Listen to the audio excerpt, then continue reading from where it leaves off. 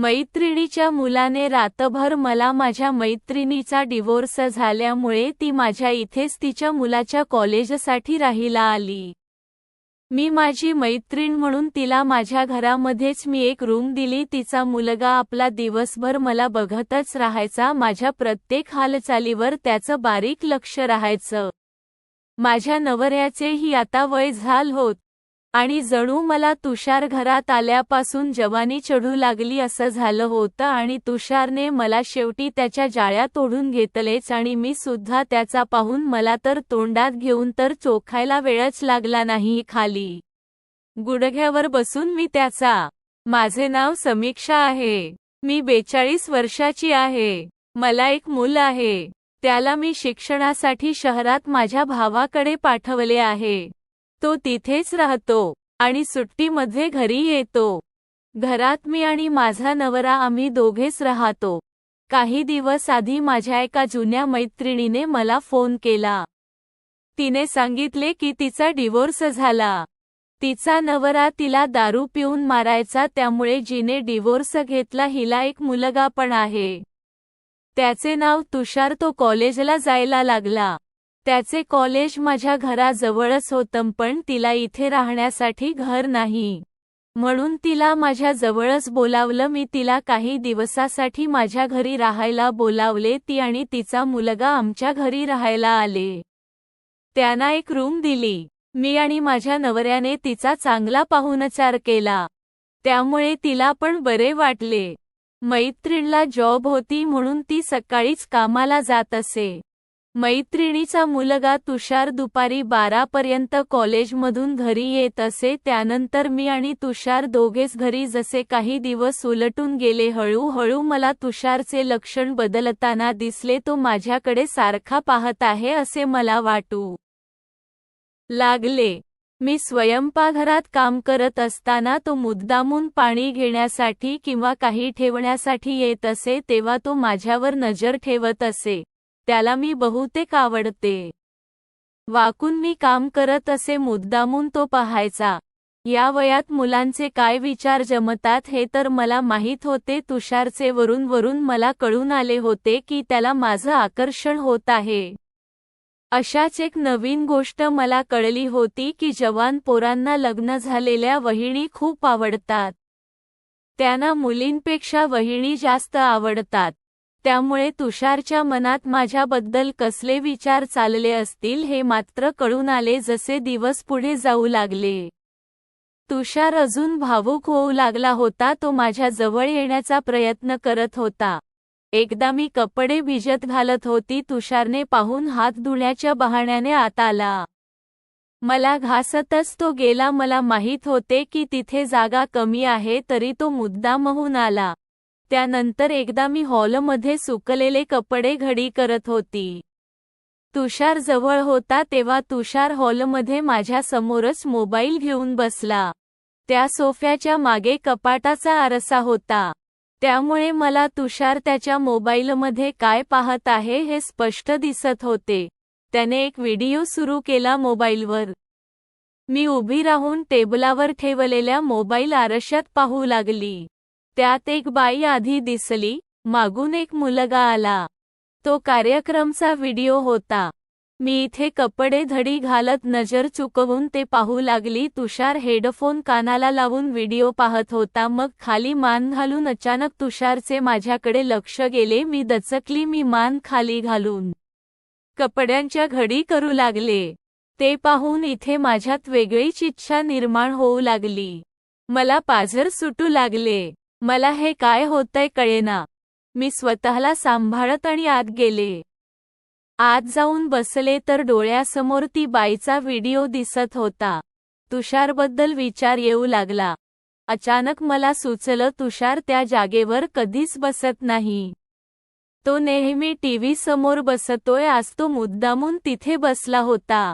त्याला माहीत होते मी रोज तिथे उभी राहून कपडे घडी करते आणि मागे आरसा आहे, ज्यात मला त्याच्या मोबाईलवर काय सुरू आहे हे स्पष्ट दिसेल. मला समजलं हा तुषारचा प्लॅन होता. मला कामसूत्रसाठी उचकावत होता.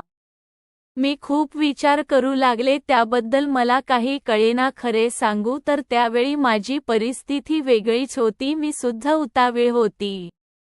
पाणी पण सुटले होते. असे वाटत होते कोणीतरी जवळ यावे. आणि मला तुषारबद्दल विचार आला पण नंतर भीती वाटू लागली. तुषारच्या आईला कळले तर काय होईल आणि माझ्या नवऱ्याला कळले तर मोठा वाद होईल. तुषार माझ्या मुलासारखा होता. म्हणून मी तो विचार त्यावेळी सोडला आणि आपली काम करू लागली. तुषार आपल्या प्रतीने पूर्ण प्रयत्न करत होता. असेच विचारात काही दिवस उलटते का एक दिवशी मला नवऱ्याचा मोबाईल जवळ होता त्यावर माझ्या मैत्रिणीचा फोन आला होता. मला नवऱ्यावर शंका येऊ लागला. मला पासवर्ड माहिती नव्हता. म्हणून मी पासवर्ड दिवसभर विचार करून शोधला. मी संध्याकाळची वाट पाहिली. संध्याकाळी नवरा घरी 8.30 आला. त्याने मोबाईल खोलीत ठेवला होता. त्यावेळी मी लगेच खोलीत गेली पासवर्ड टाकला तर फोन लगेच उघडला. मी खूप खुश झाली. फोन उघडून शोधू लागली की नवरा नक्की कोणती गोष्ट माझ्यापासून लपवत आहे. मला आधी एक वेबसाईट उघडलेली दिसली. त्यात मस्त स्टोरी लिहिली होती. मग मी ज्याच्या फोटोमध्ये जाऊन पाहू लागले तर त्यात मला आधी सर्व साधे फोटो दिसले मग मला खाली वेगळेच फोटो दिसू लागले.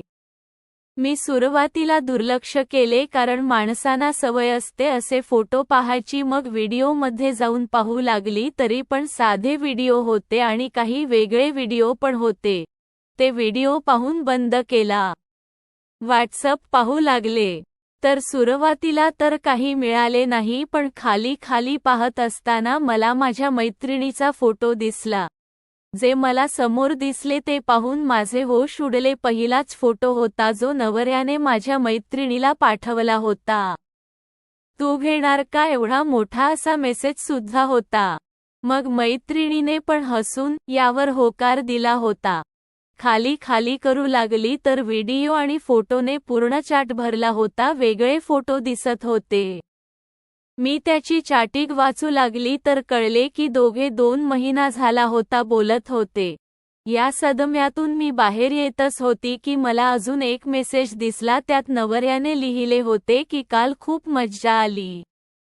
ते पाहून तर माझे शरीर व पहिले मेंदूने काम बंद केले.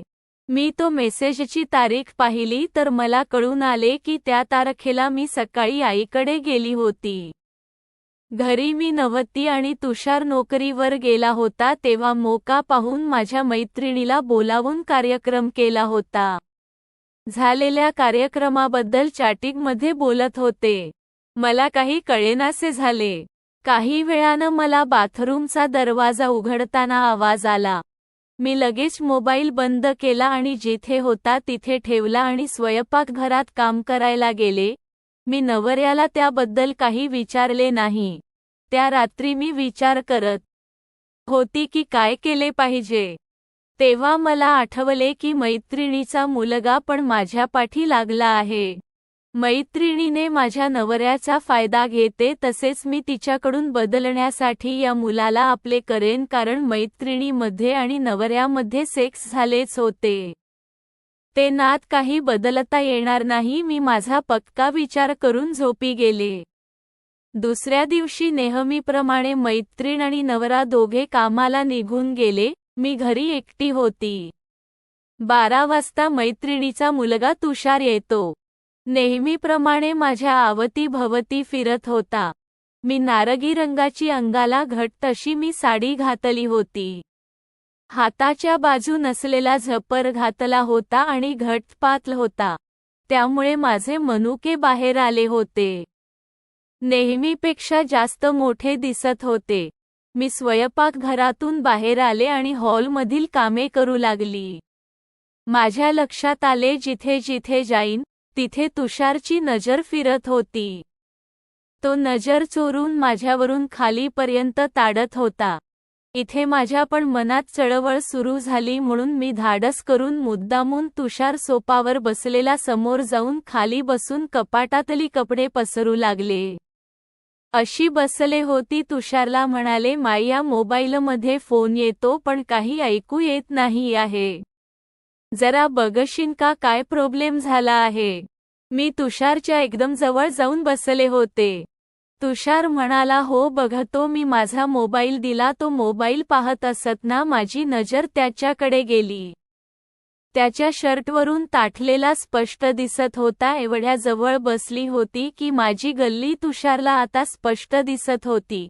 अचानक तुषारने मला मिठी मारली आणि आमचा पुढचा कार्यक्रम झाला. खूप वेळापर्यंत तर मी तुषारकडून कार्यक्रम करून घेतला. पुढचा येणारा पार्ट खूपच छान येणार आहे. वाट पहा आणि व्हिडिओ आवडला असेल तर लाईक करा, शेअर करायला विसरू नका.